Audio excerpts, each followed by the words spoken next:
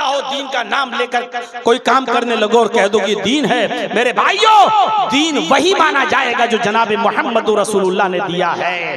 दीन ना तुम्हारे बाप का चलेगा, ना मेरे बाप का चलेगा। दीन चलेगा तो फातिमा के बाप का चलेगा। दीन चलेगा तो हसन और हुसैन के नाना का चलेगा। हमारे और आपके जरिए दीन जो इजाद हुआ है, जो चल रहा है, दुनिया भर की खुराफातें उस दीन के अंदर हमने दाखिल कर दी हैं, वो दीन नहीं चलेगा। मेरे भाइयों, अल्लाह के नबी खाना बिस्मिल्लाह कहकर खाते थे, वही चलेगा। बिस्मिल्लाह व अला बरकतिल्लाह कहकर खाते थे, वही चलेगा। अब पूरा कुरान पढ़ के खाना चाहो तो नहीं खा सकते, ये दीन नहीं है। अब उसको नाम फातिहा दे दो, कुल दे दो, कुछ और दे दो, ये सब तुम्हारी खुराफातें हैं। दीन का इससे कोई ताल्लुक नहीं है। मेरे भाइयों, इन तमाम चीजों को छोड़ देना चाहिए और इन बिदअतों से हमें परहेज करना चाहिए। हमसे कहा जाता है कि हम रसूल को नहीं मानते। मेरे भाइयों, इस मसले को भी थोड़ा सा समझ लीजिएगा और बहुत गहराई से सुन लीजिएगा। अस्सलामु अलैकुम दोस्तों, आज हम लेकर आए आपके लिए मौलाना जर्जी साहब का बहुत ही ज़बरदस्त बयान। आप सभी से दरख्वास्त है कि इस बयान को पूरा मुकम्मल ज़रूर सुने, आपको ज़रूर फ़ायदा होगा। तो चलते हैं बयान की ओर। और आज मैं तुमको नई चीज बताता हूं। जो लोग हमें इल्जाम देते हैं कि ये रसूल को नहीं मानते, मैं कहता हूं अल्लाह की कसम वो बिल्कुल सच बोलते। अब आप कहोगे मौलाना अल्लाह की कसम खाकर कह रहे हैं ये बात? जी।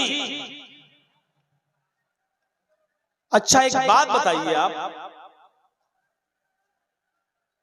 मूसा अलैहिस्सलाम को आप अल्लाह का रसूल मानते हैं कि नहीं मानते? मैंने अपनी आवाज स्लो कर दी है। आपसे अब हम कुछ सवाल करेंगे, आपको जवाब देना पड़ेगा। बताइए, मूसा अलैहिस्सलाम को आप अल्लाह का रसूल मानते हैं कि नहीं मानते हैं? मानते हैं। लेकिन यहूदी तो कहते हैं कि मुसलमान मूसा को नहीं मानते। कहते कि नहीं कहते हैं?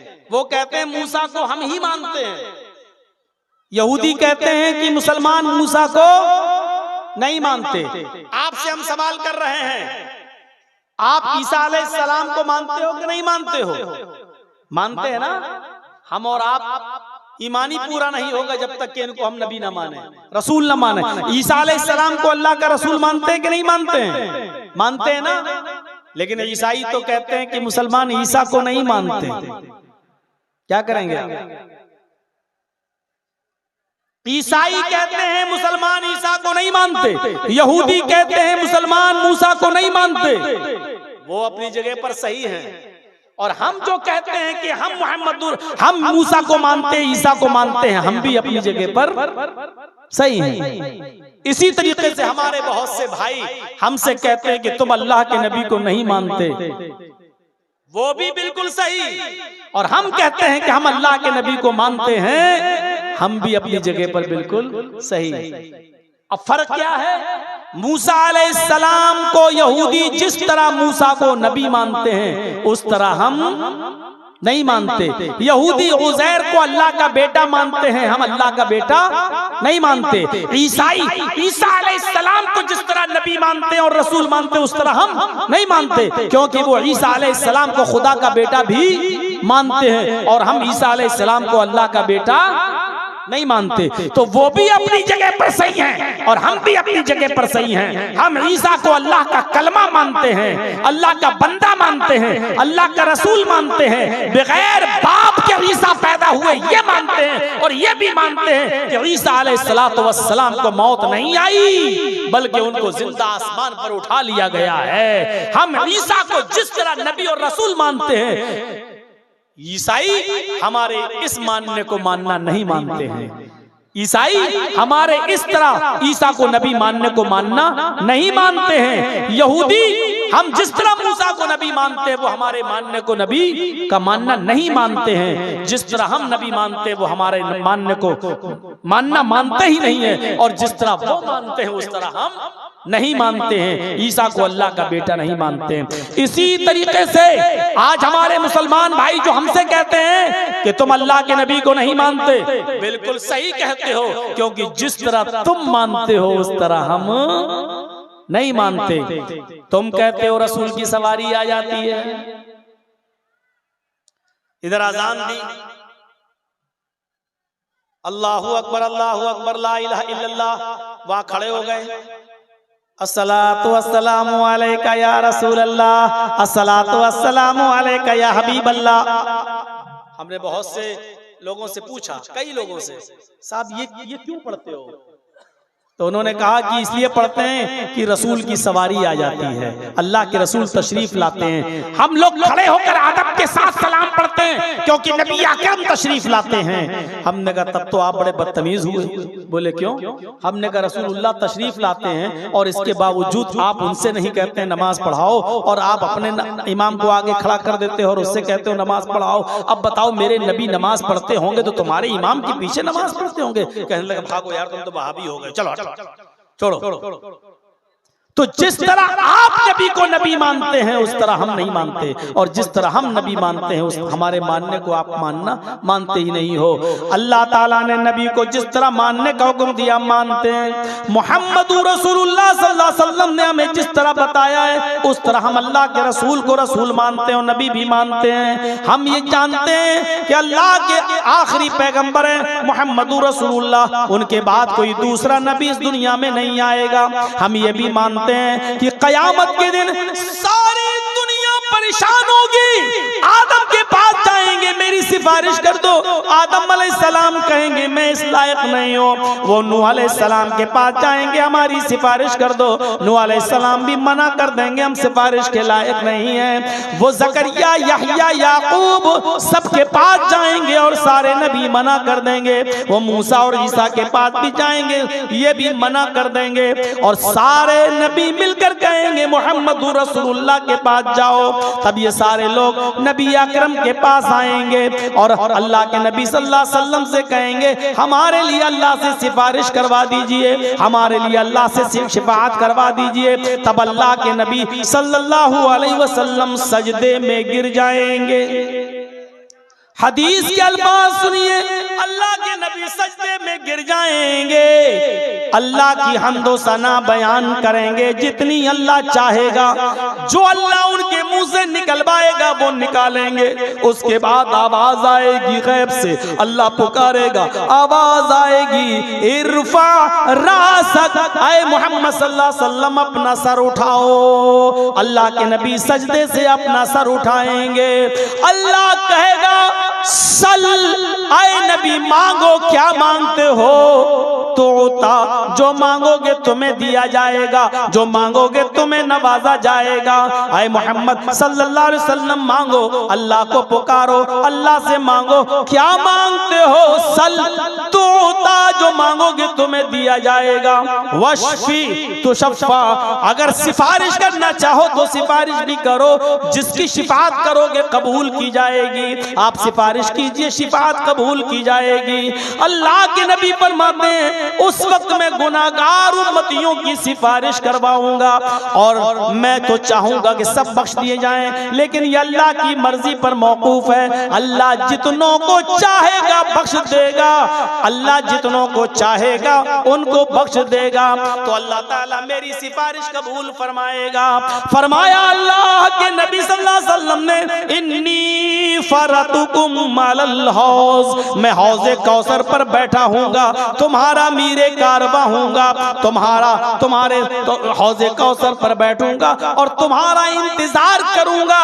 वो हौज़े कौसर जिसका पानी बर्फ से ज्यादा ठंडा, बर्फ से ज्यादा ठंडा और शहद से ज्यादा मीठा और दूध से ज्यादा सफेद होगा, वो पानी होगा हौज़े कौसर। फरमाया मन शरिब लम यज़मा बादा, जो एक बार मेरे हाथ से पानी पी लेगा अर्शे महशर में, अरसे महशर में फिर उसको प्यास न लगेगी। मन शरिबा लम यज़मा अबदा, जो एक बार मेरे हाथ से पानी पी लेगा उसको 50,000 साल के उस दिन में, पूरे दिन में फिर प्यास नहीं लगेगी। लोग आते जाएंगे पानी पीते जाएंगे, लोग आते जाएंगे पानी पीते जाएंगे, लोग आते जाएंगे पानी पीते जाएंगे। मैं हर आने वाले को पानी पिलाता जाऊंगा। एक कौम कौम आएगी, एक जमात आएगी, जब वो मेरे पास पानी पीने के लिए दौड़ कर आ रहे होंगे, सुम्मा युहालु बैनी व बैनहुम, तो फरिश्ते मेरे और उनके दरमियान एक दीवार खड़ी कर देंगे, एक ओट लगा देंगे, उनको मेरे करीब नहीं आने देंगे। मैं उन फरिश्तों से कहूंगा आने दो, इन्नहुम उम्मती, ये तो मेरे उम्मती हैं, मैं इनको आज़ाए वुजू की चमक से पहचान रहा हूँ, मैं इनको वुजू के आज़ा की चमक से पहचान रहा हूँ, ये मेरे उम्मती हैं, इनके आज़ाए वुजू चमक रहे हैं, इनको आने दो, इनको मेरे हाथ से पानी पीने दो। फरिश्ते फिर कहेंगे आए मोहम्मद सल्लल्लाहु अलैहि वसल्लम, ये आपके हाथ से पानी नहीं पी सकते हैं, आप इनको पानी नहीं पिला सकते हैं। फरमाएंगे अल्लाह के नबी क्यों? तब फरिश्ता कहेगा इन्नका ला तदरी मा अहदसू बअदक, अय अल्लाह के नबी आपको नहीं मालूम, आपके इस दुनिया से रुखसत हो जाने के बाद, आपके इस दुनिया से चले जाने के बाद, अल्लाह को प्यारे हो जाने के बाद, इन लोगों ने दीन में नई नई बिदातें ईजाद कर रखी थी, इन लोगों ने दीन में नए नए काम ईजाद कर रखे थे। आपके दुनिया से रुखसत हो जाने के बाद इन्होंने दीन में नई नई खुराफातें ईजाद कर ली थी, नई नई चीजों को दीन समझ के करने लगे थे। तो सुनकर अल्लाह के नबी को गुस्सा जाएगा, आपका चेहरा सुर्ख हो जाएगा, आपकी आंखों में खून दौड़ जाएगा, ये लोग मेरे दीन को बदलने वाले हैं। कहा जाएगा हाँ, तब अल्लाह के नबी फरमाएंगे सोहकन सोहकन लिमन गय्यरा दीनी, दूर कर दो इनको, दूर कर दो इनको मेरी आंखों के सामने से, इसलिए कि इन्होंने मेरे दीन को बदल दिया था, मेरे दीन को इन्होंने चेंज कर दिया था, ये मेरे हाथ से पानी नहीं पिएंगे, इनको दूर कर दो मेरी आंखों के सामने। ये कोई मामूली चीज है? जब चाहो दीन का नाम लेकर कोई काम करने लगो और कह दो कि दीन है। मेरे भाइयों, दीन वही माना जाएगा जो जनाब मोहम्मद रसूलुल्लाह ने दिया है। दीन ना तुम्हारे बाप का चलेगा, ना मेरे बाप का चलेगा, दीन चलेगा तो फातिमा के बाप का चलेगा, दीन चलेगा तो हसन और हुसैन के नाना का चलेगा। हमारे और आपके जरिए दीन जो इजाद हुआ है, जो चल रहा है, दुनिया भर की खुराफातें उस दीन के अंदर हमने दाखिल कर दी हैं, वो दीन नहीं चलेगा। मेरे भाइयों, अल्लाह के नबी खाना बिस्मिल्लाह कहकर खाते थे, वही चलेगा, बिस्मिल्लाह व अला बरकतिल्लाह कहकर खाते थे, वही चलेगा। अब पूरा कुरान पढ़ के खाना चाहो तो नहीं खा सकते, ये दीन नहीं है। अब उसको नाम फातिहा दे दो, कुल दे दो, कुछ और दे दो, ये सब तुम्हारी खुराफातें हैं, दीन का इससे कोई ताल्लुक नहीं है। मेरे भाइयों, इन तमाम चीजों को छोड़ देना चाहिए और इन बिदअतों से हमें परहेज करना चाहिए, वरना कयामत के दिन हमें नबी अकरम सल्लल्लाहु अलैहि वसल्लम के हाथों से पानी भी पीने को नहीं मिलेगा। हमारी माँ बहनों को भी चाहिए कि शरीयत पर अमल करें, शरीयत पर अमल करें, मोहम्मद रसूलुल्लाह से मोहब्बत करें, वरना अल्लाह के नबी सल्लल्लाहु अलैहि वसल्लम ने यह भी फरमाया कि जब मुझे मेराज हुई और मुझे जहन्नम दिखाई दी, जब मैंने जहन्नम में देखा तो मुझे जहन्नम में औरतों को सबसे ज्यादा जलते हुए देखा। मेरी बहनों, औरतें जहन्नम में सबसे ज्यादा जलती हुई क्यों न दिखें? तू तड़ाक करने वाली औरत, शौहर की नाफरमानी करने वाली औरत, मेकअप करने वाली और मेकअप को भी बनाओ सिंगार को भी गैर मर्दों के लिए करने वाली औरत। मेरे भाइयों, फरमाया सहाबा ने, अय अल्लाह के सहाबियात ने पूछा, औरतों ने पूछा, कुलना व बिमा या रसूलल्लाह, अय अल्लाह के नबी, औरतें जहन्नम में सबसे ज्यादा क्यों जलती हुई दिखाई दी? औरतें क्यों गईं? तो फरमाया तकफुरन तुकसिरन लान व तकफुरन लाशीर, तुम लानो तान ज्यादा करती हो और अपने शौहरों की नाफरमानी, अपने पति की नाफरमानी ज्यादा करती हो।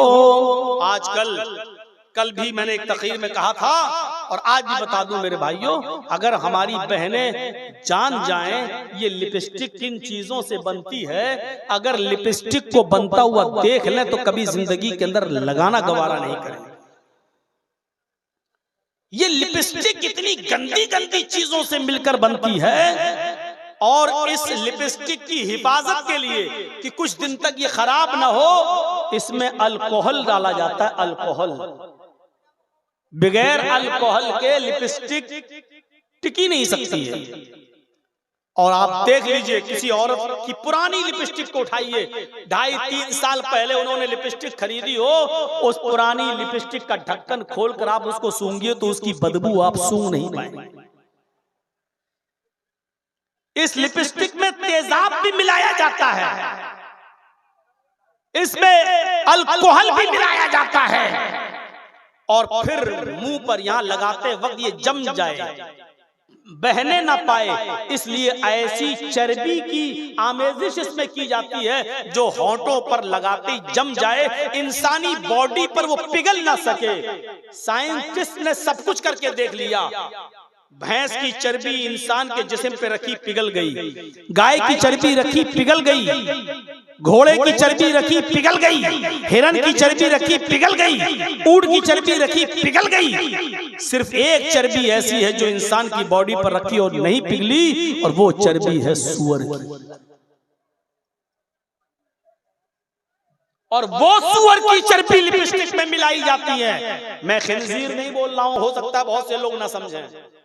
मैं पिग भी नहीं बोल रहा हूं कि हो सकता ना समझे, मैं सूअर बोल रहा हूं डायरेक्ट। और देखो कैसे लगाती हैं, लगाती जाएंगे और देखती जाएंगे कि फैल तो नहीं रही, चाटती भी जाती हैं। इन यहूदियों ने अपनी साजिशों में कामयाब हो गए हैं और इन्होंने हम मुसलमानों के घरों में भी लिपस्टिक पहुंचा दी है। और वो हिंदू घराने जो बहुत बड़े शाकाहारी बनते हैं, मीट को देख के राम राम राम का करते हैं, कोई भी राम राम राम राम, उनकी औरतें भी सूअर की चर्बी चाट रही हैं। सूअर की चर्बी है जो टिकी रहे, जो जम जाए, जो पिघले नहीं। कैसे गवारा, मेरी बहनों तुम कैसे गवारा कर लेती हो वो लिपस्टिक लगाकर जिसमें सूअर की चर्बी मिली हुई हो, और फिर उन्हीं होठों से तुम कुरान की तिलावत करो, उन्हीं होठों से तुम सुभान अल्लाह और अल्हम्दुलिल्लाह पढ़ो, अल्लाहू अकबर पढ़ो। कैसे तुम्हारे ज़मीर ये गवारा कर लेते हैं? शौहरों को खुश करने के लिए, अपने पति को खुश करने के लिए भी लिपस्टिक न लगाओ, क्योंकि इसमें हराम चीज मिली हुई है। सूअर की चर्बी को अगर थोड़ी देर के लिए मान भी लोगे नहीं तो कम से कम अल्कोहल तो मिला ही है, और अल्कोहल भी हराम है। मेरे भाइयों, जब तुम परफ्यूम अपने कपड़े पे नहीं डालते हो क्योंकि उसमें अल्कोहल होता है, जब ये मानते हो कि इसको डालकर नमाज नहीं होती है, तो मेरे भाइयों फिर अल्कोहल डली हुई लिपस्टिक लगाकर मेरी बहनों तुम नमाज कैसे पढ़ सकती हो? तो मेरी बहनों कुरान की तिलावत कैसे कर सकती हो? मुझे बताओ। और ये क्रीम और पाउडर जो चल रहा है ना आज, आयुर्वेदिक है तो चलो किसी हद तक ठीक है, यूनानी बना है तो ठीक है, लेकिन आजकल जो बिक रहे हैं, जो कॉस्मेटिक की दुकान पर ये क्रीम, ये पाउडर, जानते हो कैसे बनते हैं? इसमें जो लड़के और लड़कियां कॉलेज के पढ़ने वाले और गलत कदम उठा लिया, दोनों से कोई गलत हरकत हो गई और हमल ठहर गया। 1 हफ्ते का, 2 हफ्ते का, 4 हफ्ते का, 6 हफ्ते का जो हमल, उसको जो गिराया जाता है ऑपरेशन के जरिए, उसको जो इस्कात किया जाता है, हमल जो गिराया जाता है, उसमें इन मासूम बच्चों के लोथड़े शामिल होते हैं क्रीम और पाउडर के अंदर। आप देख लीजिएगा हॉस्पिटल में अगर आपके बच्चे को गिराया गया तो वो लेडी डॉक्टर कभी आपको वो चीज नहीं देगी, उसको नहीं, उसको पॉलीथिन में रख लिया जाता है और उसको बड़ी बड़ी फैक्ट्रियों में, जो पाउडर और क्रीम की फैक्ट्रियां हैं, उन फैक्ट्रियों के अंदर इसको पहुंचाया जाता है, इन चीजों को पहुंचाया जाता है, और इन मासूम बच्चों के लोथड़े उसमें शामिल होते हैं, तब जाकर क्रीम और पाउडर बनता है। 1885 के अंदर एक फिल्म बनी थी, 1885 के अंदर उसमें दिखाया गया बाकायदा, उसने तौबा की है, वो यहूदी था, उसने बताया कि हमारी फैक्ट्री है और इस फैक्ट्री को हम चलाते हैं, क्रीम और पाउडर कैसे बनाते हैं। बाद में वो इस्लाम लाया और इस्लाम लाने के बाद उसने तौबा भी की, और तौबा करने के बाद उसने उस फिल्म के अंदर दिखाया, उसने अपनी पुरानी एक हरकत दिखाई, उसने दिखाया कि 12 हफ्ते का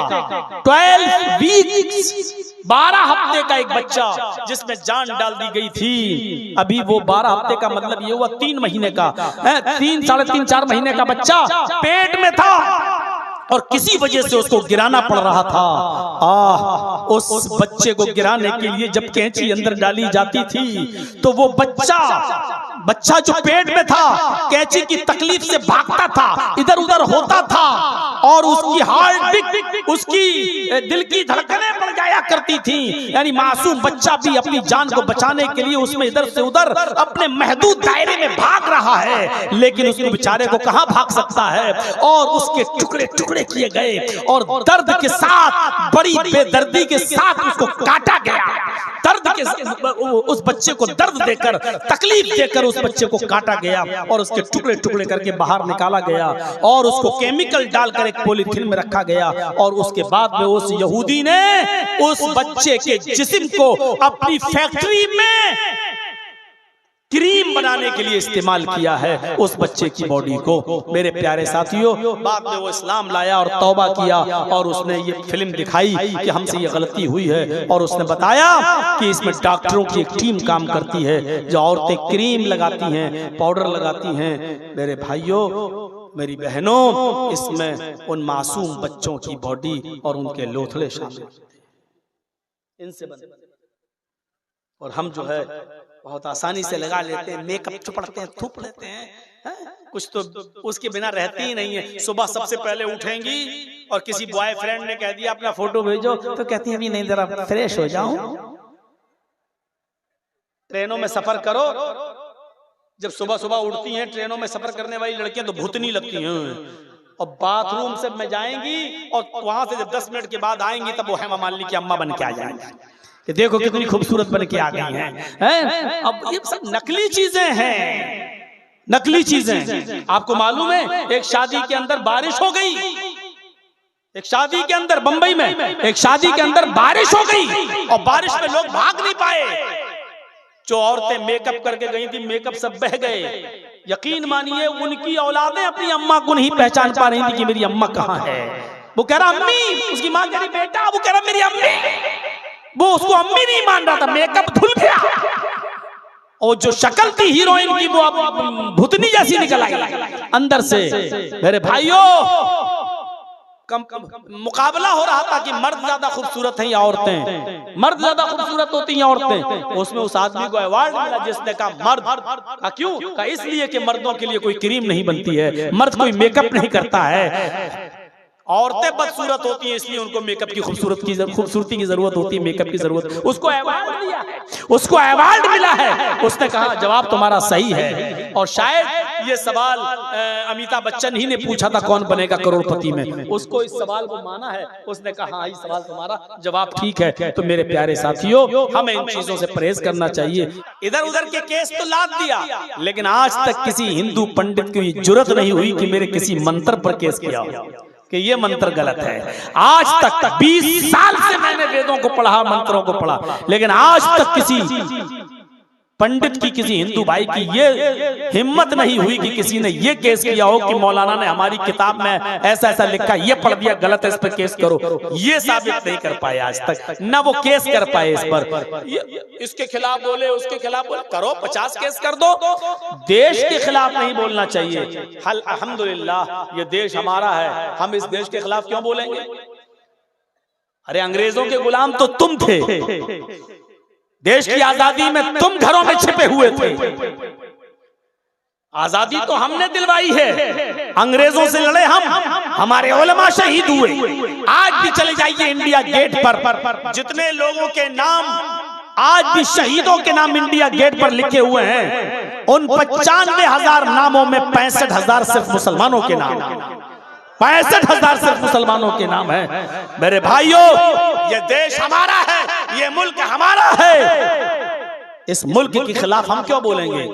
हाँ, नेताओं के खिलाफ बोल सकते हैं, योगी और मोदी के खिलाफ बोल सकते हैं। ये मुल्क नहीं है, ये व्यक्ति हैं, ये इंसान हैं। इंसानों के खिलाफ बोला जा सकता है, उनकी गलत नीतियों के खिलाफ बोला जा सकता है, लेकिन देश के खिलाफ नहीं बोला जा सकता और देश के खिलाफ बोलना भी नहीं चाहिए। तो मेरे भाइयों, अब आप व्यक्तिगत तौर पर केस कर दो अलग बात है, लेकिन जैसे ही मेरा मामला हाई कोर्ट में आया, जज ने फाइल देखते ही कहा, अरे ये तो 1 घंटा भी जेल में रहने के लायक नहीं है, इसको 5 महीने से जेल में रखे हो, इमीडिएटली रिलीज, फौरन इसको छोड़ा जाए, फौरन छोड़ा जाए। ये आदमी तो 1 मिनट के लिए भी, 1 घंटे के लिए भी जेल में रहने के लायक नहीं। ये ऑर्डर में लिखा है 1 घंटे के लिए भी जेल में रहने के लायक। अल्लाह मदद करता है। तो मेरे भाइयों, बात थोड़ी सी आगे निकल गई। अब चैनल वाले बेचारे थंबल देते हैं। अभी हम जो बोले हैं, अब ये मोदी का जो नाम निकला है ना, अब ये चैनल वाले क्या करते हैं, मोदी का फोटो बना के मेरा फोटो, मौलाना जर्जीस ने चैलेंज किया मोदी को, मौलाना जर्जीस ने ललकारा मोदी को, इस तरीके की हरकतें करते हैं। अब वो जज पूरी तकरीर तो सुनता नहीं, देखता है हाँ यार मोदी के साथ तो है, वो तो माइंड सेट करते हैं बस। और इन चैनल वालों का यही बदमाशी, यही हरामी बना रहा है, वरना मेरे ऊपर कोई केस नहीं था। इसलिए मैंने कसम खा ली, इन चैनल वालों को अब कहीं आने नहीं देंगे। अपने मकान बना रहे हो, हमारी माँ बाप को रुला रहे हो, हमें जेल में भिजवा रहे हो। तो मेरे भाइयों, पहला नाम मोहम्मद, और वही शब्द अज्ञान हेतु किरत मोह मदांधिकारम नाशम, बिल्कुल साफ शब्दों में। और किसी हिंदू भाई को एतराज हो तो जाओ कोर्ट में किस्मत आजमा लेना केस करके। मोह मदाएंगे, अंधेरे को नाश कर देंगे, मोह मदांधिकारम नाशम, मोहम्मद आएंगे अंधेरे को नाश कर देंगे। यानी इस दुनिया में जो अंधेरा होगा, जो पाप होंगे, जो गुनाहों के काम होंगे, उन गुनाहों के कामों को खत्म करने के लिए, उन गुनाहों को मिटाने के लिए, इस जुल्मत और तारीकी और अंधेरे को खत्म करने के लिए मोहम्मदुर रसूलुल्लाह आएंगे। अज्ञान हेतु किरत मोह मोहम्मद आएंगे, अंधिकारम नाशम, अंधेरे को नाश करेंगे। बिल्कुल हूबहू यही नाम वेद में आ गया। अच्छा, अगर यहाँ मोहम्मद से मुराद मोहम्मद नहीं है तो मुझे कोई हिंदू पंडित तर्जमा करके बताए मोहम्मद का तर्जमा क्या करोगे? मीनिंग करो, मोहम्मद जो आया है उसका क्या मीनिंग करोगे? कोई है ही नहीं। मोह के माना कुछ है ही नहीं, और मोह मद अलग अलग करके पढ़ोगे तो 2 लफ्ज बनते, मोह मद। मोह मानी लालच और मद मानी शराब, उसी से बना है मदिरा। मोह मानी लालच और मद मानी शराब, लालच और शराब। अब तर्जमा करो, मोह मद लालच और शराब, ना अंधकारम नाशम, अंधेरे को नाश करेंगे। तो शराब और लालच कभी अंधेरे को नाश करते हैं क्या? शराब और लालच अंधेरे को नाश करता है क्या? नहीं करता। इसका मतलब यह है कि यहाँ मोहम्मद का लफ्ज मोहम्मद है, और मोहम्मद एक इंसान का नाम है, और वो रसूल है, पैगंबर है। इसलिए यह तर्जमा करना पड़ेगा कि मोहम्मद आएंगे, अंधेरे को नाश करेंगे। शराब और लालच अंधेरे को नाश थोड़ी करेगा। शराब और लालच तो अंधेरे को और बढ़ाएगा, वो नाश नहीं करेगा। तो इसलिए यह तर्जमा किया जाएगा, मोहम्मदांधिकारम नाशम, मोहम्मद अंधेरे को नाश करेंगे, मोहम्मद अंधेरे को मिटाएंगे। इसमें कोई शक नहीं कि मोहम्मद रसूलुल्लाह ने अंधेरे को मिटाया। जुआ खेला जाता था, शराब पी जाती थी, जिनाकारी हद से ज्यादा थी, बेपर्दगी और यानियत का बाजार गरम था।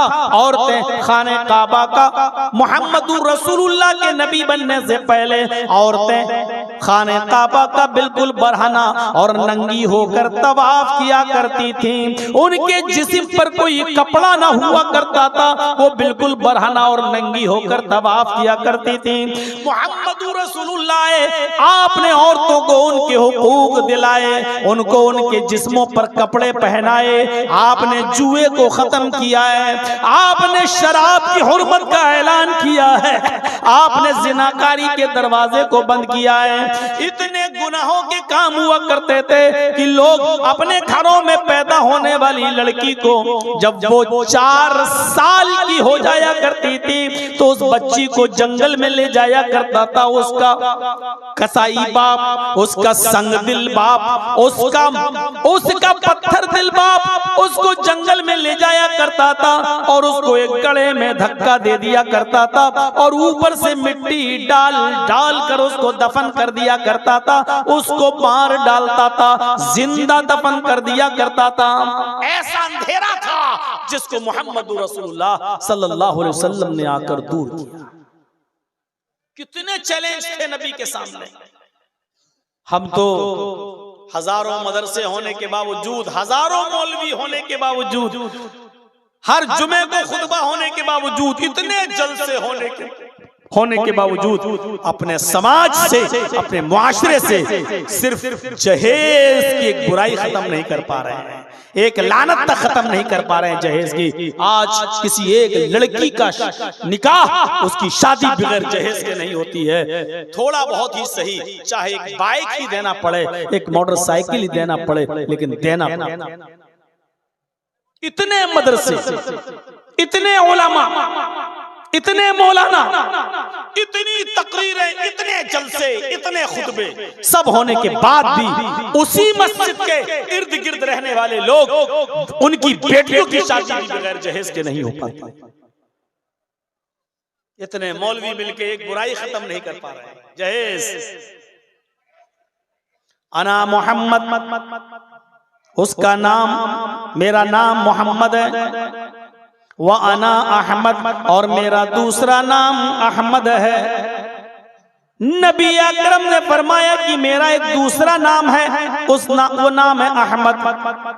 इसमें कोई शक नहीं कि अल्लाह के नबी के दूसरा नाम अहमद भी था, और कुरान में ये अहमद का लफ्ज भी आया है।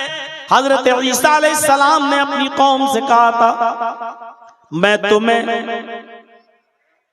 तस्दीक करता हूँ उस किताब की जो मुझसे पहले आई, तौरात, मुसद्दिक़न लिमा बैना यदैया मिनत तौरात। मैं तस्दीक करता हूँ उस किताब की जो मुझसे पहले मूसा लेके आए, यानी तौरात की, और मैं पुष्टि करता हूँ, खुशखबरी तुम्हें सुनाता हूँ। व मुबश्शिरम बिरसूलिन याती मिन बादि इस्मुहु अहमद, और मैं तुम्हें बशारत देता हूँ, खुशखबरी सुनाता हूँ एक ऐसे नबी की, एक ऐसे रसूल की जो मेरे बाद आएगा, इस्मुहु अहमद, उसका नाम अहमद होगा।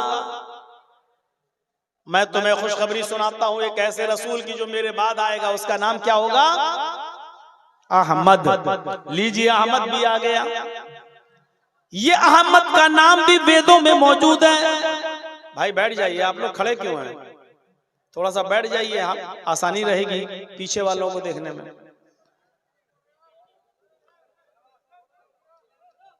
थोड़ा सा सहूलत पैदा करिए, लोगों के लिए आसानी पैदा कीजिए।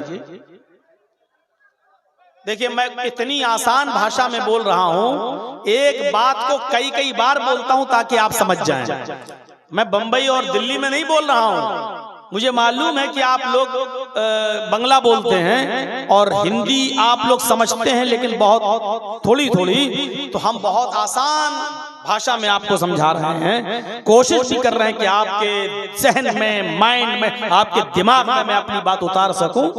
अभी बंबई होता, दिल्ली होता, कोई और, तो हम अभी बहुत तेज स्पीड में बोल रहे होते। वहां एक बात को कई कई बार नहीं बोलते, लेकिन हम आपके बीच में आए हैं, हमें किस तरह बोलना है ये मैं जानता हूं।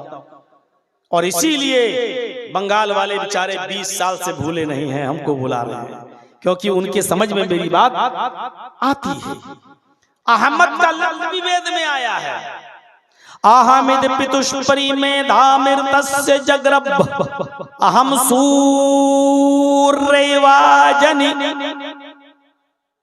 ये भी वेदों में मंत्र मौजूद है। अहमद पितुष्परी में धामर्तस्य जगरब, अहमद ने सबसे पहले कुर्बानी दी। मेधामिर्तस्य जगरब, अहमद पितुष्परी मेधामिर्तस्य जगरब। अहमद पिता समान है, अहमद पिता समान है, बाप जैसे हैं, बाप है नहीं का, बाप जैसे हैं। जैसे बाप अपनी औलाद को उनकी गलतियों पर डांटता भी है और समझाता भी है, उसी तरीके से मोहम्मद रसूलुल्लाह भी तुम्हें डांटेंगे भी और समझाएंगे भी। अहमद पितुष्परी, पिता समान है, मेधा मृतस्य जग्रब। उन्होंने सबसे पहले कुर्बानी दी, यानी अपना इलाका, अपना शहर, अपना वतन छोड़ा। वही सबसे पहले मक्के से मदीने की तरफ हिजरत की है। कुर्बानी का मतलब उन्होंने अपने माँ बाप की, उन्होंने अपने रिलेटिव्स की, उन्होंने अपने शहर की, उन्होंने अपने साथियों की कुर्बानी दी। अपने शहर को, अपनी बस्ती को छोड़ दिया। अहमित पितुष्परी मेधा मृतस्य जग्रब, सबसे पहले कुर्बानी दी और कहा अल्लाह से, कहा ईश्वर से, अहम सूर्यवाजनी, हाय हमारे प्रभु, हाय हमारे रब, हाय हमारे ईश्वर, हाय हमारे रब, हाय हमारे दाता, हमको संपूर्ण जगत के लिए सूरज बना दे, हमको सूर्य की तरह रोशन कर दे, हमको सूरज की तरह चमका दे। अल्लाह ने मोहम्मद रसूलुल्लाह को सूरज की तरह चमका दिया। चमकाने का मतलब समझ रहे हैं? जैसे सूरज निकलता है, उसकी रोशनी सबके घरों में जाती है, रात के अंधेरे को मिटा देता है और सूरज सबको रोशन कर देता है। इसी तरीके से मोहम्मद रसूलुल्लाह ने अपने इल्म से सबको रोशन कर दिया, अपने इल्म से सबको चमका दिया। यानी मोहम्मद रसूलुल्लाह सबके लिए नबी बनकर पहुंच गए, नबी बनकर आए। अहम सूर्य बाजनी, हाय अल्लाह हमको सूरज की तरह बना दे। जैसे सूरज सबको रोशनी देता है, ऐसी हमसे भी सबको रोशनी दे दे, यानी हमारे जरिए भी सबको इल्म पहुंचा। अल्लाह ने मोहम्मद रसूलुल्लाह को सिराज मुनीर भी कह दिया, सिराज मुनीर भी कह दिया, यानी चमकता हुआ सूरज, रोशन सूरज भी कह दिया। या अय्युहन नबी इन्ना अरसलनाका शाहिदन व मुबश्शिरन व नज़ीरा व दाइयन इलल्लाहि बिइज़्निही व सिराजन मुनीरा। मोहम्मद सल्लल्लाहु अलैहि वसल्लम, हमने आपको रोशन सूरज बनाकर भेजा है, रोशन चिराग बनाकर भेजा है। रोशन सूरज, जब सूरज निकलता है तो अंधेरा मिट जाता है। मोहम्मद रसूलुल्लाह के भी वही हाल है। जब आपको नबूवत मिली तो आपने गुनाहों का अंधेरा खत्म कर दिया। सूरज जब निकलता है तो रात में होने वाले जराइम का इर्तिकाब रुक जाता है। चोर चोरी करना दिन की रोशनी में छोड़ देता है और दिन दहाड़े जराइम का इर्तिकाब नहीं करता है। सूरज की रोशनी में कोई आदमी दिन दहाड़े जुर्म नहीं करता है। इसी तरीके से मोहम्मद रसूलुल्लाह ने लोगों को ऐसा समझाया कि लोगों ने गुनाह करना छोड़ दिए, लोगों ने गुनाह करना छोड़ दिए। फर्क इतना है, आसमान से ये सूरज निकलता है, ये दिन में निकलता है और रात में बुझ जाता है। लेकिन मोहम्मद रसूलुल्लाह वो सूरज है जिनकी रोशनी रात में भी रहती है और दिन में भी रहती है, जिनका नाम रात में भी लिया जाता है और दिन में भी लिया जाता है। इसीलिए हजरत आयशा मोहम्मद रसूलुल्लाह को अपना सूरज कहा करती थी। एक बीवी होकर अपने पति से, एक बीवी होकर अपने हस्बैंड को सूरज कहा करती थी। और ये शेर पढ़ा करती थी, ली शम्सुन वलिलाफाक शम्सुन, ली शम्सुन वलिलाफाक शम्सुन, इन्न शम्स ततलू बाद फजरिन शम्सी ततलू बाद लिशा। ये शेर पढ़ा करती थी हजरत आयशा, लोगों एक तुम्हारा सूरज है, एक मेरा सूरज है। ली शम्सुन वलिलाफाक शम्सुन, आए लोगों एक तुम्हारा सूरज है और एक मेरा सूरज है। आए लोगों तुम्हारा सूरज फजर के बाद निकलता है। इन्न शम्स ततलू बाद फजरिन, लोगों का सूरज तो फजर के बाद निकलता है, पूरब से निकलता है, पूरब से आता है। शम्सी ततलू बाद इशा, लेकिन मेरा सूरज तो ईशा के बाद मेरे बिस्तर पर आता है, मेरा सूरज तो ईशा के बाद मेरे पास तशरीफ लाता है। हजरत आयशा अपने शौहर को सूरज कहती थी, सूरज। आज कोई औरत अपने शौहर को सूरज कहेगी तो दुनिया भर की बुराई और करती हैं और व्हाट्सएप पे क्या क्या भेजती रहती हैं अपने पतियों को। देखो, तारिक जमील साहब की एक वीडियो मेरे पास आई तो मेरे घर में मेरी बीवी ने देखा। उसमें वो कह रहे हैं तारिक जमील साहब कि अल्लाह के रसूल सल्लल्लाहु अलैहि वसल्लम की 9 बीवियां थीं, इसके बावजूद आपने कभी किसी बीवी से खाना नहीं पकवाया, खाना खुद बनाते थे। कपड़ा फट जाता था तो आपने किसी बीवी से ये नहीं कहा कि कपड़ा सिल दो, आप खुद कपड़ा सिल लेते थे, जूता खुद टांक लेते थे। ये तकरीर मेरी बीवी ने भी सुनी और उसने व्हाट्सएप पे मुझे भेज दी। मतलब औरतें ये चाहती हैं कि हमारे मर्द अब खाना भी खुद पकाएं, कपड़ा खुद धुलें। और ये सबका हाल है। जब हम जैसों का हाल है तो आपका भी हाल वही होगा। आप यहाँ खुश थोड़ी बैठे हो, हमें मालूम है किसकी ऊपर कैसी गुजर रही है। और हमें तो इतना पढ़ना आता है कि हम चेहरा देख के बता देते हैं कि आदमी अपनी बीवी से कितना खुश है और कितना नाखुश है। हालात ऐसे होते हैं। जब मैं अपने पड़ोसी मुल्क में गया तो वहां एक आदमी की 3 बीवी थी, तो उसने भी मेरी एक बार दावत कर दी अपने घर पे, चलो। तो ईशा की नमाज पढ़ने नहीं गया वो। तो मैंने कहा यार तुमने नमाज नहीं पढ़ी? बोला मौलाना मैं नमाज पढ़ूं या ना पढ़ूं लेकिन मैं जन्नती हूं। मैंने कहा बक बक बक बक। बोला मैं हर हाल में जन्नत में जाऊंगा चाहे एक वक्त की भी नमाज ना पढ़ूं। हमने कहा भाई पागल, इतना कॉन्फिडेंस, इतना यकीन तुझे? कहता कि मैं जन्नत में जाऊंगा। मैंने कहा कैसे, क्यों? बोला मैंने जहन्नम दुनिया ही में देख ली है। मैंने कहा मैं समझा नहीं। बोला मेरी 3 बीवी हैं। मैंने कहा मैं समझ गया, बस। बोला मेरी 3 बीवी हैं। मैंने कहा बस मैं समझ गया। बोला अब आप ही बताइए कि अल्लाह 2 जहन्नम किसी को दे सकता है? दुनिया में भी जहन्नम और आखिरत में भी जहन्नम? नहीं, ऐसा हो ही नहीं सकता। जब दुनिया में मैं जहन्नम भुगत रहा हूं तो अल्लाह हमें अब आखिरत में जन्नत देगा, चाहे मैं नमाज पढ़ूं ना पढ़ूं, रोजा रखूं ना रखूं। तो मेरे भाई हालात हमें पता है, मालूम है। नबी हजरत आयशा तारीफ कर रही है। एक पीर साहब थे, सुना? उनकी बीवी उनको पीर ही नहीं मानती थी। तेरे जैसे 336 पीर रोज देखती हूँ। एक बार उसकी बीवी ने आसमान में उड़ते हुए किसी बुजुर्ग को देख लिया। आसमान पे उड़ रहे हैं और मुसल्ला बिछा के नमाज पढ़ते हुए जा रहे हैं। अभी इसका शौहर जब घर पे आया तो बीवी ने कहा एक ये पीर बने फिरते हैं। पीर तो वो था जो मैंने आज आसमान में देखा है, हवा में मुसल्ला बिछाकर नमाज पढ़ते हुए जा रहा था, उड़ रहा था।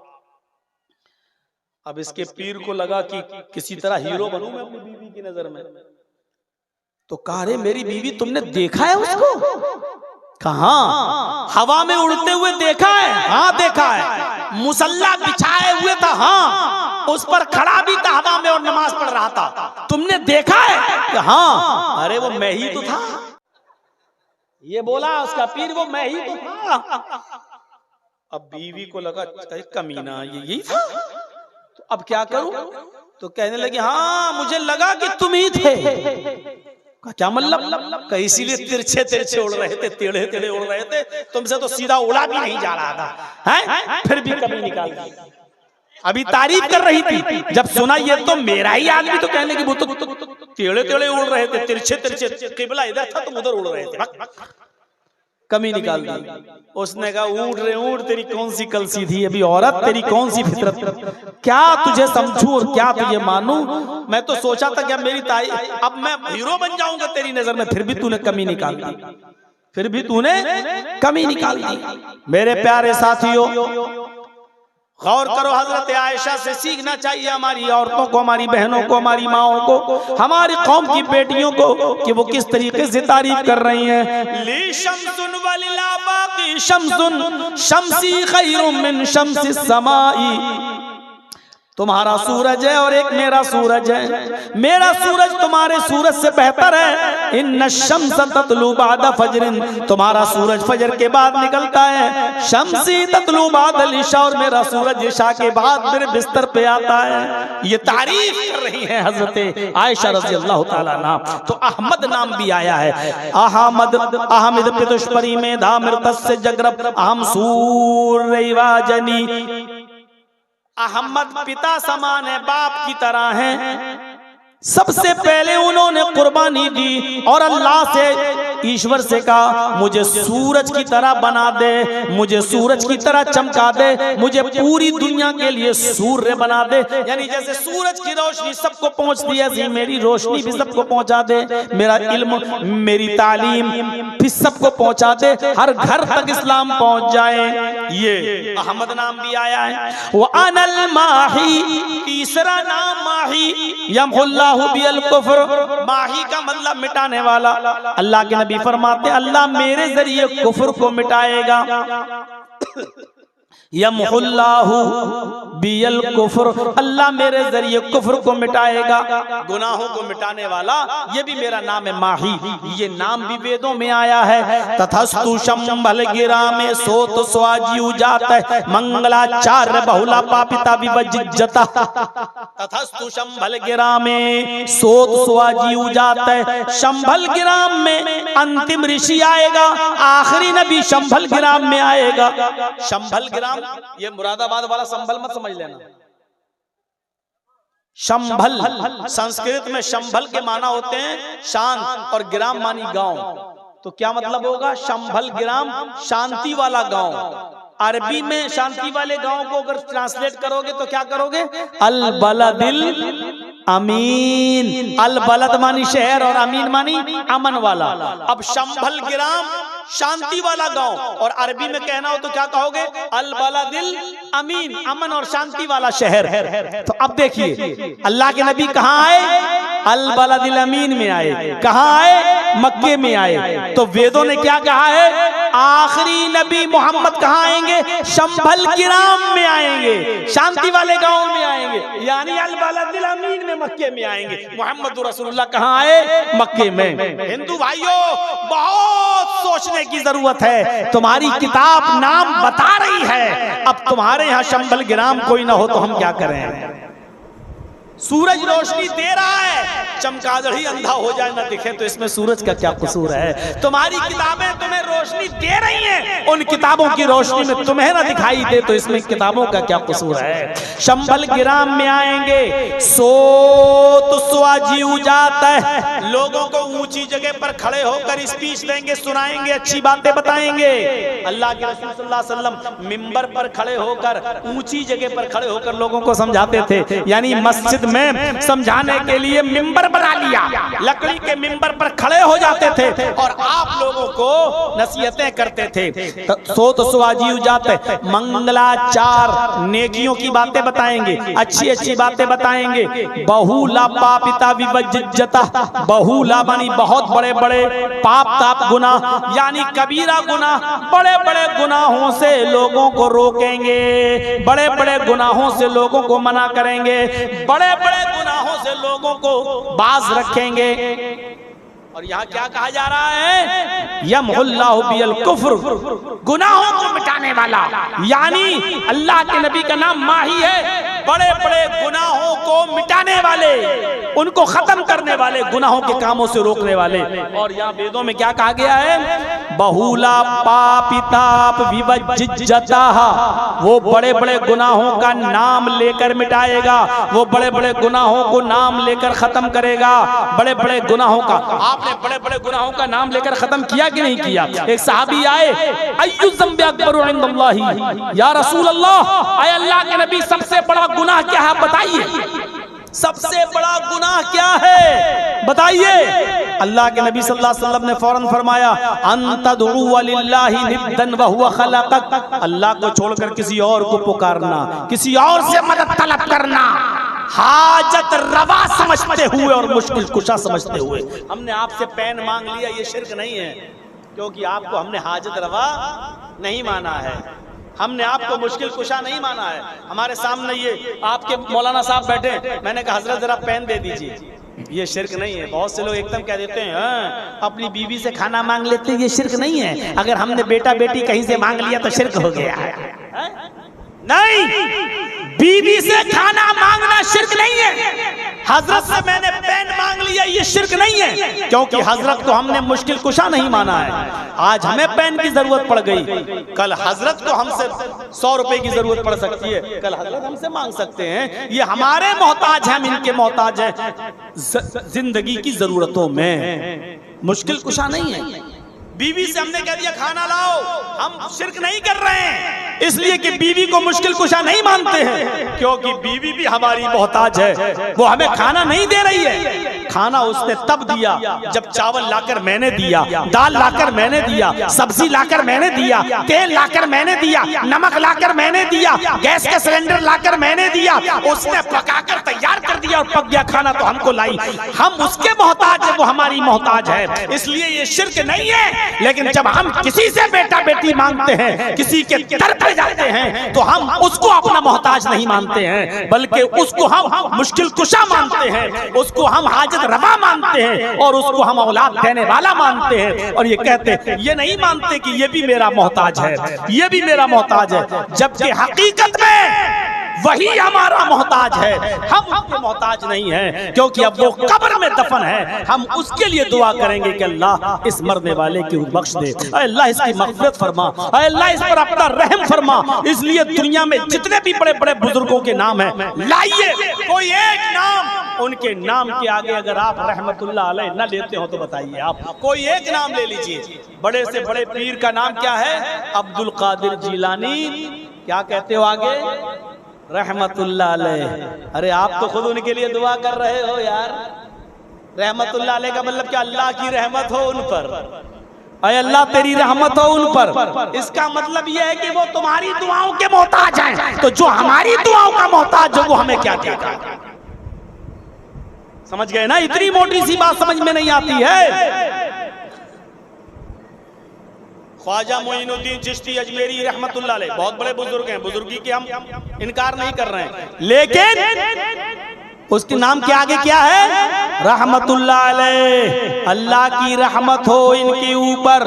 मेरे भाइयों, अल्लाह के नबी बड़े बड़े गुनाहों का नाम ले लेकर मिटा रहे हैं। अंतदुआ लिल्लाहि निद्दन व हुवा खलक़क। फिर कुरान पढ़िए, फिर कुरान पढ़िए मेरे भाइयों। इस तरीके से अल्लाह रब्बुल आलमीन ने उन झूठे माबूदाने बातिला को रगड़ा है कि आप दंग रह जाएंगे। वल्लज़ीना तदऊन मिन दूनिही मा यमलिकून मिन क़ित्मीर।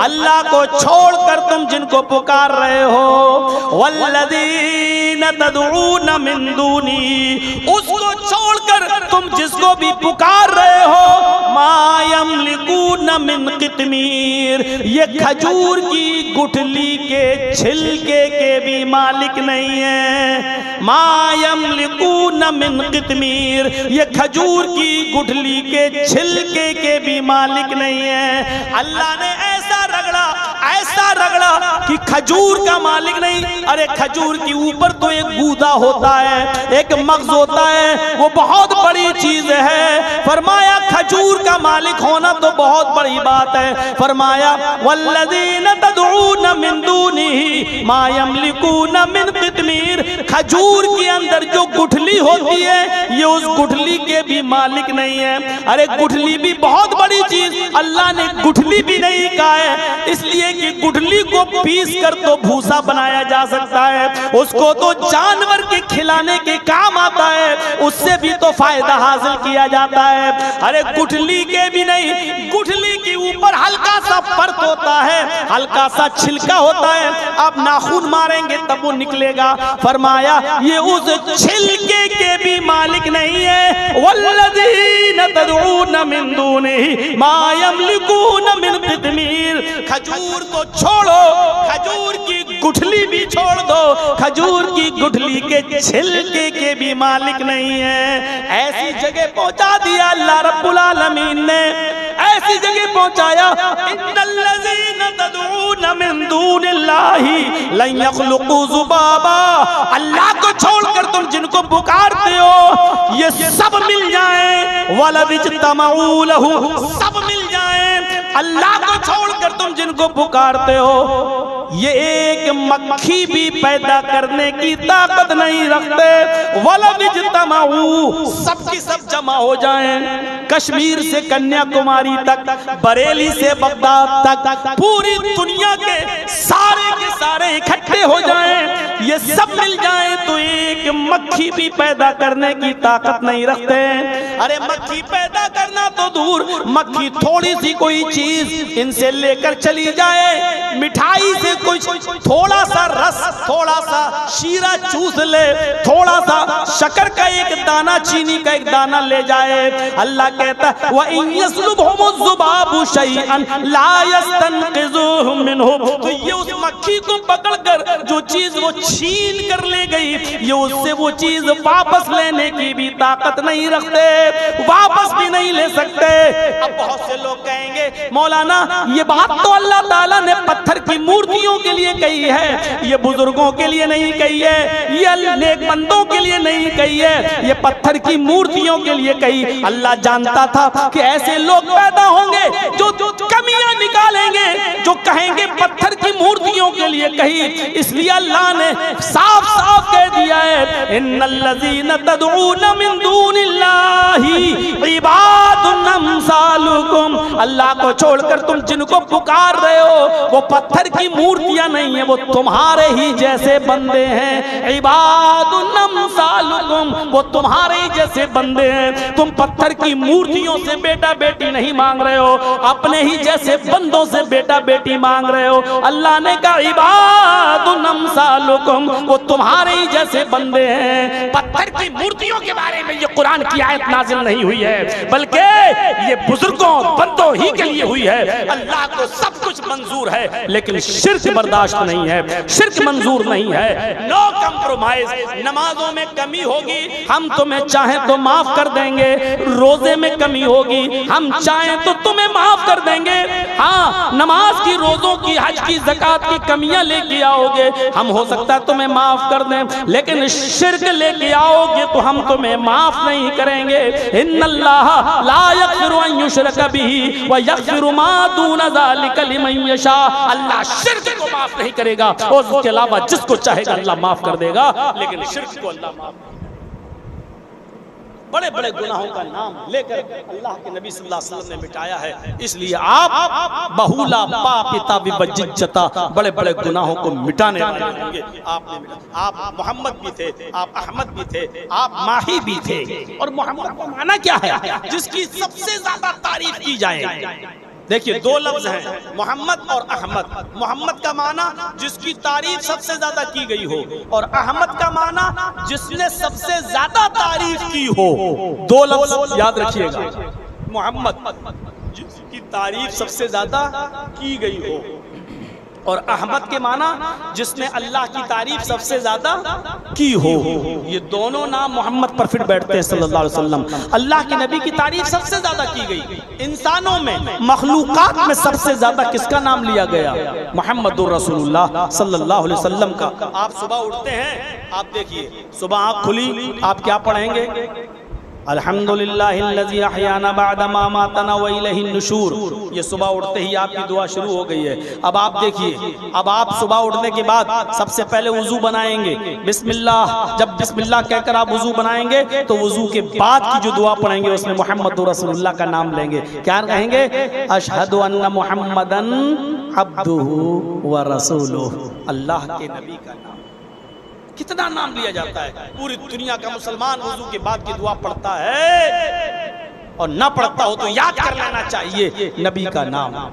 अब अज़ान के अल्फाज अदा हो रहे हैं, अल्लाहु अकबर, अल्लाहु अकबर, अशहदु अल्ला इलाहा इल्लल्लाह। आवाज आती है, ओ मेरे बंदे तूने मेरी किबरियाई का ऐलान तो कर दिया। अल्लाहु अकबर, अल्लाहु अकबर, ओ मेरे बंदे तूने मेरी किबरियाई का ऐलान तो कर दिया।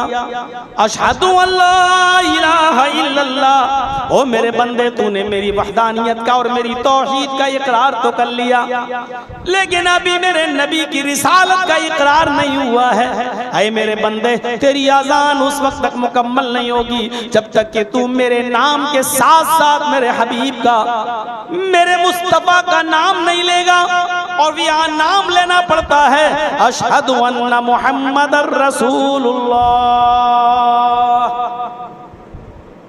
अगर इस बात की गवाही दे रहे हो कि अल्लाह के अलावा कोई माबूद नहीं, तो इस बात की भी गवाही दो कि मोहम्मद अल्लाह के रसूल हैं। इसका मतलब यह है इबादत सिर्फ अल्लाह की होगी।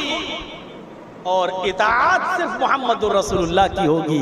नमाज तो अल्लाह के लिए पढ़ी जाएगी, ये इबादत है, लेकिन नमाज कैसे पढ़ी जाएगी ये तरीका जनाब मोहम्मदुर रसूलुल्लाह का होगा। ये अजान का मतलब है अल्लाहु अकबर अल्लाहु अकबर। नमाज पढ़ने आना हो तो ये मान कर आओ। अजान क्यों दी जाती है? लोगों को खबर करने के लिए नहीं, असल वजह क्या है अजान की? अल्लाहु अकबर अल्लाहु अकबर, अल्लाह सबसे बड़ा है, अल्लाह सबसे बड़ा है। जब अल्लाह को सबसे बड़ा मानते हो तो अपनी दुकान बंद कर दो। अल्लाह को सबसे बड़ा मानते हो तो अपनी खेती बाड़ी छोड़ दो। अल्लाह को सबसे बड़ा मानते हो तो अपनी फैक्ट्री को छोड़ दो। अल्लाह को सबसे बड़ा मानते हो तो बैंक में अगर सर्विस कर रहे हो तो बैंक की नौकरी उसी वक्त बंद कर दो और आओ मस्जिद की तरफ। अब अल्लाह को बड़ा मानते हो तो आओगे और अल्लाह को बड़ा नहीं मानते होगे तो तुम नहीं आओगे। अगर अल्लाहु अकबर की आवाज सुनने के बाद भी तू अपनी दुकान खोले रहा, बैठा रहा, तो इसका मतलब यह है कि तूने अल्लाह को बड़ा नहीं माना, अपनी दुकान को बड़ा मान लिया। अगर अज़ान सुनने के बाद तू अपनी फैक्ट्री में काम करता रहा तो इसका मतलब यह हुआ कि तूने अल्लाह को बड़ा नहीं माना, अपनी फैक्ट्री को बड़ा माना है। अल्लाहु अकबर की आवाज सुनकर तू खेत अपना जोतता रहा, हल चलाता रहा, तो इसका मतलब यह हुआ कि तूने अल्लाह को बड़ा नहीं माना है, तूने अपने खेत को और अपने कारोबार को बड़ा माना है। अल्लाह को अगर बड़ा माना होता तो सब कुछ बंद कर देता और मस्जिद में। ये है अल्लाह अकबर का नाम। और दो बार किस लिए? हाँ, अगर ना सुने हो तो एक बार और सुन लो। अल्लाहु अकबर अल्लाहु अकबर, अल्लाह सबसे बड़ा है, अल्लाह से बड़ा कोई नहीं, बस काफी है। अब बार बार तुम्हारे पीछे गंगा नहीं बह रही है कि हम लाठी लेके जाएंगे, आना हो तो आओ। अब दुकान बंद कर दी, ठीक है, फैक्ट्री बंद कर दी, ऑफिस छोड़ दिया, मस्जिद में आ गए। अब मस्जिद में आ रहे हो, खड़े भी होगे, रुकू भी करोगे, सजदा भी करोगे, नमाज पढ़ोगे। अब ये इबादत के बारे में भी सुन लो। दुकान, फैक्ट्री, ऑफिस तो बंद कर दिए और चले आए, लेकिन अब इबादत हो अगर अल्लाह के लिए करने आए हो, अशहदु अल्ला इलाहा इल्लल्लाह, ये इबादत अल्लाह के लिए होनी चाहिए, इसलिए कि अल्लाह के अलावा कोई माबूद नहीं। अब इसलिए नमाज पढ़ने आए हो। यार हाजी हूँ, हज करके आया हूँ, नमाज नहीं पढ़ूंगा तो लोग कहेंगे देखो हाजी हो के नमाज नहीं पढ़ता है। अब मस्जिद में आए, तेरी नमाज बेकार। मौलाना हूँ, नमाज नहीं पढ़ूंगा तो लोग कहेंगे देखो इतना बड़ा मौलवी हो के नमाज नहीं पढ़ रहा है। अब आए तो हो मस्जिद में, लेकिन ये सोच के आए हो नमाज बेकार। अब यही नमाज शिर्क हो गई।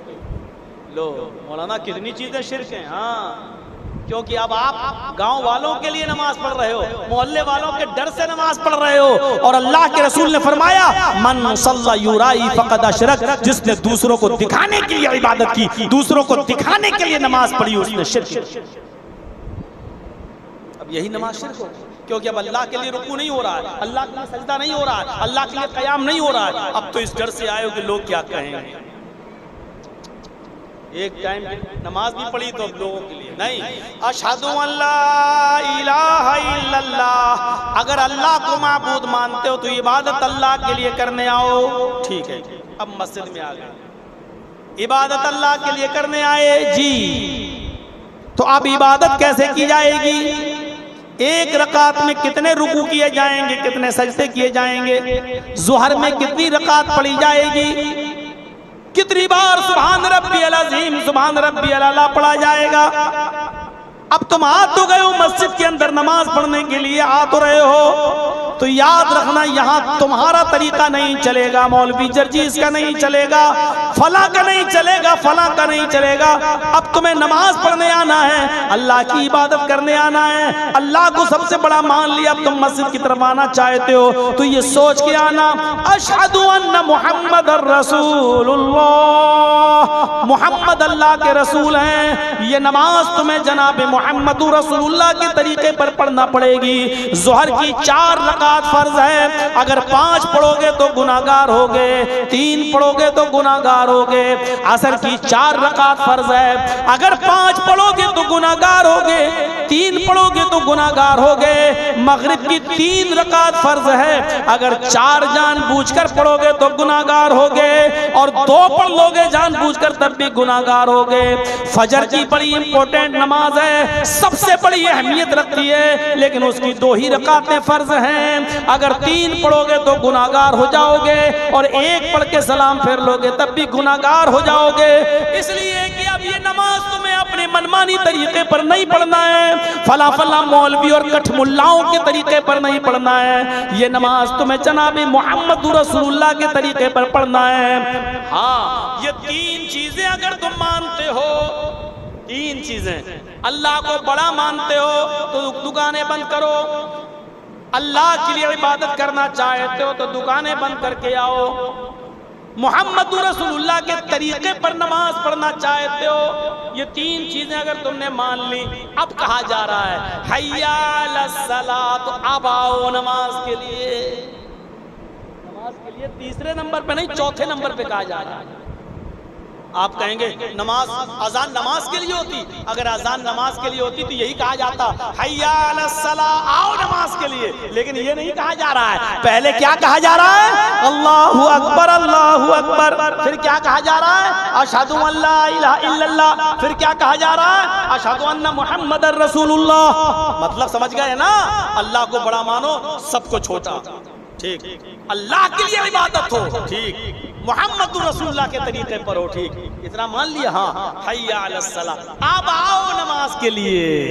हय्या अलल फलाह, ये नमाज जब पढ़ोगे तो कामयाबी की तरफ जाओगे। अब आओ कामयाबी की तरफ। फिर सुन लो, अल्लाहु अकबर, अल्लाहु अकबर, अल्लाह से बड़ा कोई नहीं, ला इलाहा इल्लल्लाह, उसके अलावा कोई माबूद नहीं। ये है अजान का मतलब।